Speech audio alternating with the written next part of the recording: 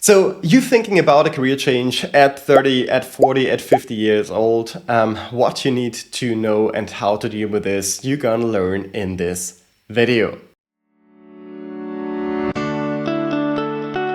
Hello everyone! So in this video I want to talk about the essential things you need to know about performing a career transition at any stage of your professional life. So essentially what I'm going to discuss is why you have to make it work and how you can do it, so the basic elements stay the same no matter where you are in your career, and here's why. So first of all, you need to find your why, then you need to find your where, and then you need to create the how with a strong professional narrative. So what does it all mean and how you can implement this for yourself? This is what we're going to speak about in this video, so let's go. So the first thing I want to get out of the way is that you can do it. And I've made a video in the past explaining that it's entirely possible to change careers at any point in your life. I'm going to link this here in the description below. And I'm simply tired of people reaching out to me on LinkedIn and asking if it is too late, because it's never too late, right? Literally nothing can stop you from changing careers except yourself. So to those contemplating a career transition and looking at this video, I have a clear message for you. Yes, you can do it. No, it's not easy. Just stop finding excuses and start doing. Get on the way. And I don't want to mention the countless success stories of people that made their breakthroughs in their 40s and 50s. I want to be pragmatic and hands-on. Because if you are not satisfied or even feeling miserable with your current professional situation and setup, you only have two options: stay miserable or try to change it, right? So it will not get better by itself. If you prefer to stay miserable and accept the situation, skip this video, it's a waste of time for you. And for those who actually want to secure a better future, this is the first step. And the first step is find your why. Because an important part of the career transition is to have some clarity regarding your initial discomfort. So what do you want to escape from? Are you bored? Is your workplace toxic? Is your field stressful? Do you want more time with your family? What is it? And knowing why you have to make it work is critical to finding the necessary motivation and making sure you will not end up in the same situation again. So create a list. Create an actual list in written format and identify the exact reasons you want to change careers. And you need to write it down, because if you don't write it down, it's fluid and it will be away in 1, 2, 3, 4, 5 weeks time, right? So if you're serious about this, write it down and look at it every month or so and see what's changing, what you would like to add, right? So what exactly has happened in the last couple of weeks that you would use now to adapt that list.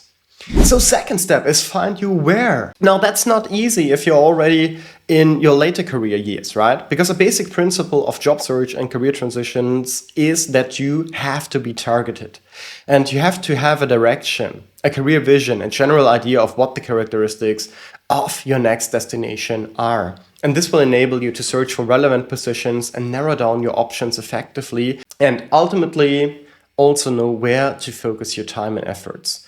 Just think about it. So two professionals are looking for HR roles. One person applies to every HR-related position out there, and the other focuses on positions like, for example, facilitating employee training sessions about skill building and team bonding in tech organizations, right?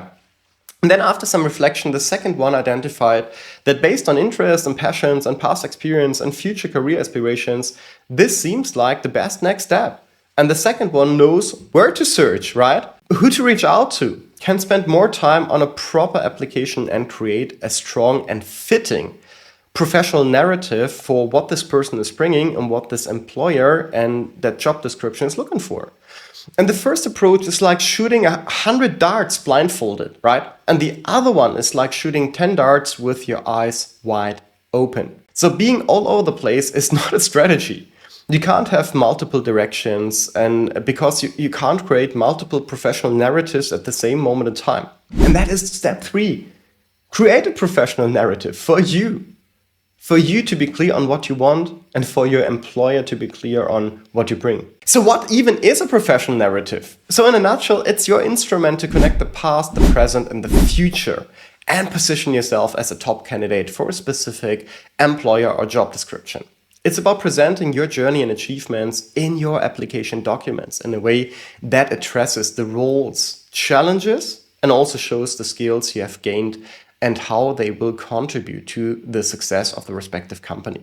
So start by thoroughly examining each job description. Make sure before you do anything else that you've grasped the roles, nuances, and responsibilities, right? So in other words, understand what this role is actually about and what is expected of you.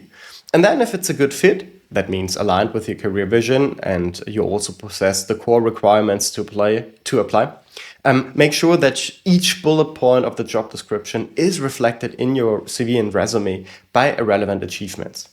So professionals over 40 or like 50 need to understand one thing. Experience is king. Good or bad, that's the truth. It shows that you need less time to adapt, that you are more mature and perhaps less likely to ditch the job, and that you can help the youngest members of the team.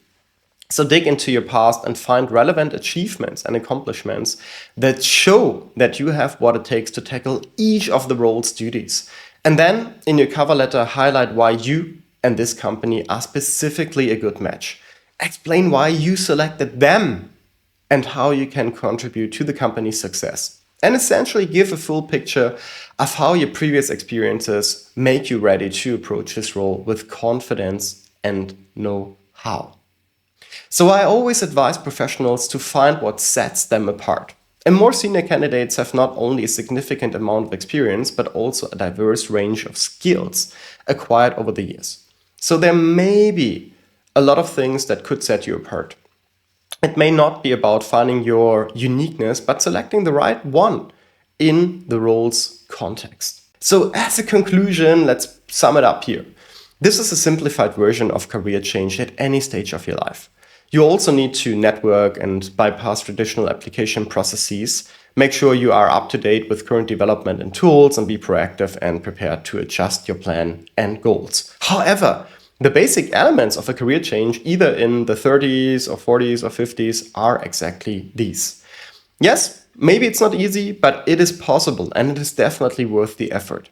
If you feel that your age is a burden and struggle with any of the stuff we mentioned, click the link below and schedule a free call with my team, or have a look into the resources I provide here, which help you in a step-by-step fashion through your own career transition to find your next job. So if you like this video, smash that like button and also make sure to subscribe to the channel. See you soon.